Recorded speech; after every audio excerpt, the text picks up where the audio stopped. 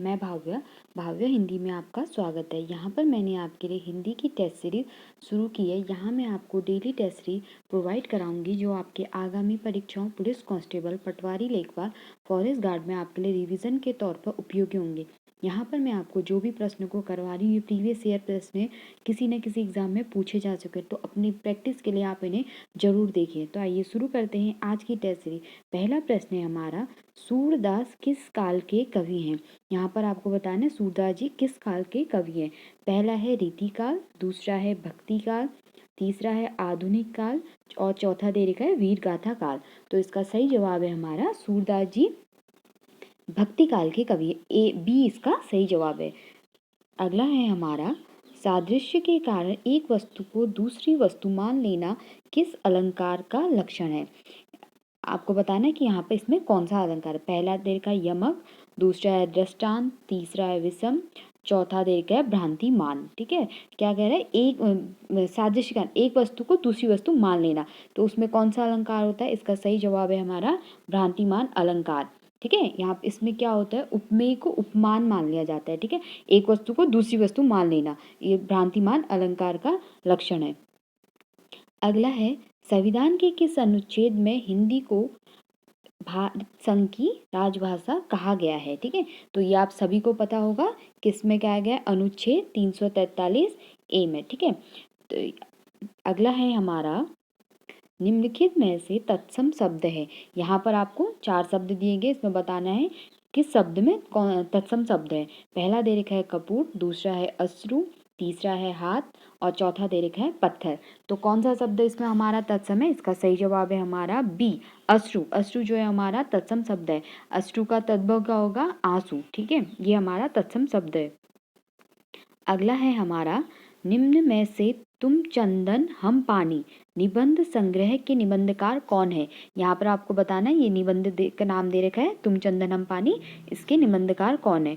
पहला दे रखा है देवेंद्र सत्यार्थी, दूसरा हजारी प्रसाद द्विवेदी, तीसरा है जैनेन्द्र और चौथा दे रखा है विद्यानिवास मिश्र। तुम चंदन हम पानी, तो इसका सही जवाब है विद्यानिवास मिश्र। तुम चंदन हम पानी इसके निबंध के निबंधकार हैं। अगला है, निम्न में से एकमात्र सहारा अर्थ किस मुहावरे का है? यहाँ पर आपको दे रखा है कि एकमात्र सहारा किस मुहावरे का अर्थ है।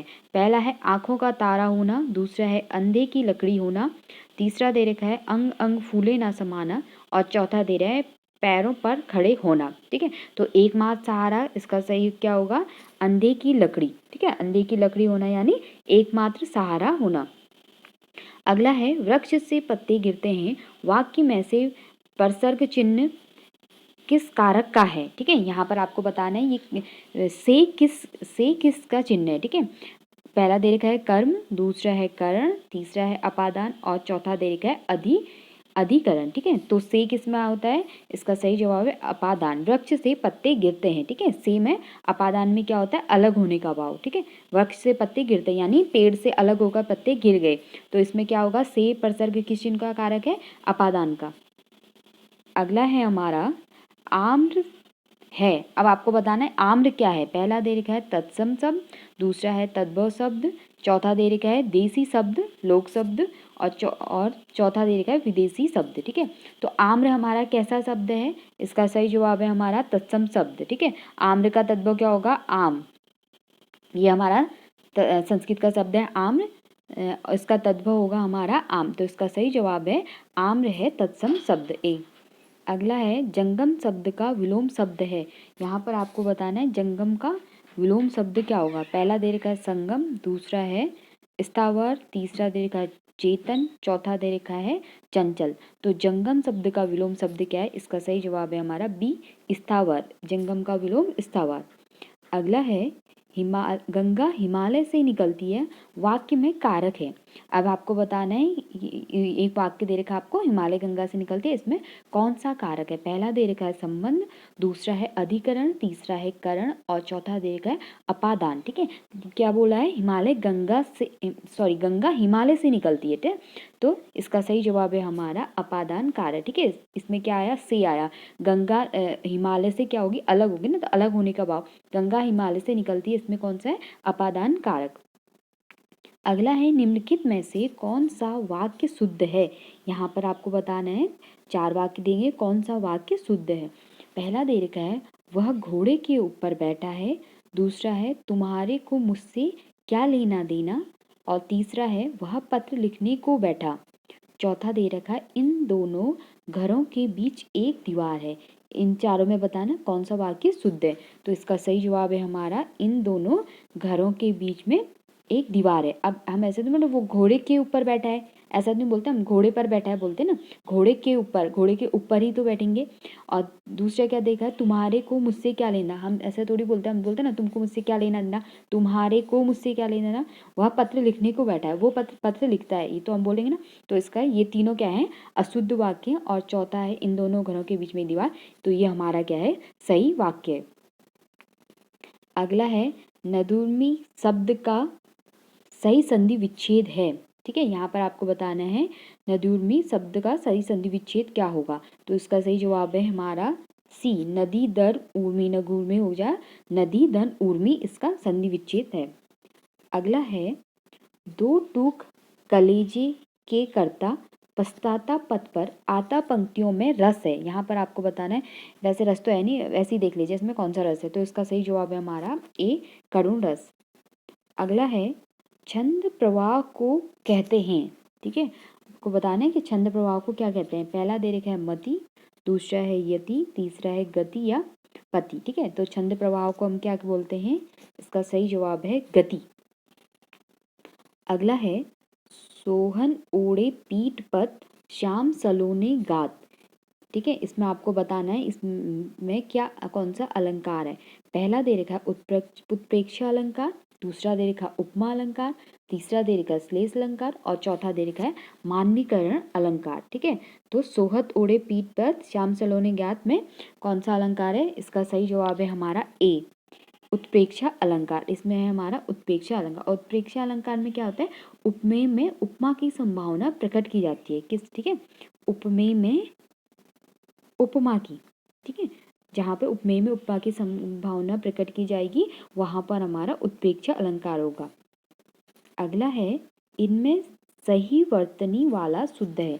आपको बताना है कि 4 शब्द दिए गए, इनमें बताना है कि किस शब्द की वर्तनी शुद्ध है। ठीक है, तो इसका सही जवाब है हमारा सी, अनुबंध। ठीक है, नौ में क्या होगा हमारे छोटी ऊ की मात्रा होगी, बौ और बौ में अंग की मात्रा। ठीक है, ये ध्यान दीजिए, नौ में हमारी छोटी ऊ की मात्रा होगी, तो अनुबंध इसका सी सही शुद्ध शब्द है। अगला है इनमें से अर्ध विराम का चिन्ह कौन सा है। यहाँ पर आपको चार विराम चिन्ह देंगे, इसमें बताना है कि अर्ध विराम चिन्ह कौन सा है। ठीक है, तो इसका सही जवाब है हमारा बी, बी जो है हमारा अर्ध विराम चिन्ह है, इसका सही जवाब है बी। तो और पहला ही किस विराम का चिन्ह, यह है अल्प का, अल्प विराम।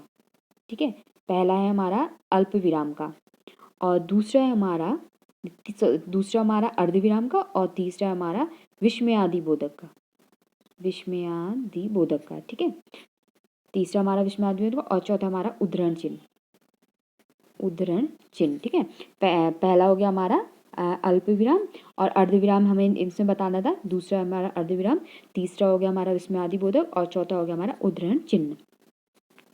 अगला है सुंदर शब्द है। यहाँ पर आपको बताना है सुंदर कैसा शब्द है। ठीक है, पहला है विशेषण, दूसरा अव्यय, तीसरा कारक, चौथा है संज्ञा। तो सुंदर शब्द क्या है, इसका सही जवाब है हमारा विशेषण। विशेषण क्या है, इसकी विशेषता बता रहे हैं, जब बोलते हैं वह बहुत सुंदर है, हम क्या बोल रहे हैं, किसी की विशेषता बता दें। ठीक है, तो क्या है, ये विशेषण है। अगला है निम्नलिखित में से समानार्थी शब्द नहीं है। यहाँ पर आपको बताना है, 4 शब्द देंगे, बताना है कौन सा शब्द समानार्थी नहीं है। पहला दे रखा है व्याघ्र, दूसरा है केहरी, तीसरा है व्याल और चौथा दे रखा है मृगेंद्र। तो बताना है कि इनमें से कौन सा इनके समानार्थी शब्द नहीं है। ठीक है, तो इसका सही जवाब है हमारा सी, व्याल। व्याल जो है समानार्थी शब्द नहीं है। व्याघ्र, केहरी और मृगेंद्र ये सभी समानार्थी हैं, किसके हैं, सिंह के। ठीक है, सिंह के समानार्थी, और जो व्याल जो है समानार्थी शब्द नहीं है। अगला और लास्ट है हमारा निम्नलिखित शब्दों में पुल्लिंग शब्द है। यहाँ पर आपको बताना है 4 शब्द दिए, कौन सा शब्द हमारा पुल्लिंग है। पहला दे रखा है जड़ता, दूसरा है घटना, तीसरा है ईर्ष्या और चौथा है बुढ़ापा। तो इसमें हमारा पुल्लिंग शब्द कौन सा है? इसका सही जवाब है हमारा डी, बुढ़ापा। बुढ़ापा जो है हमारा पुल्लिंग शब्द है। तो ये थी हमारी आज की टेस्ट सीरीज। मिलते हैं नेक्स्ट वीडियो में। खूब पढ़िए और अपना ध्यान रखिए और जितना ज़्यादा हो सके उतना ज़्यादा प्रश्नों की प्रैक्टिस कीजिए। Thank you so much.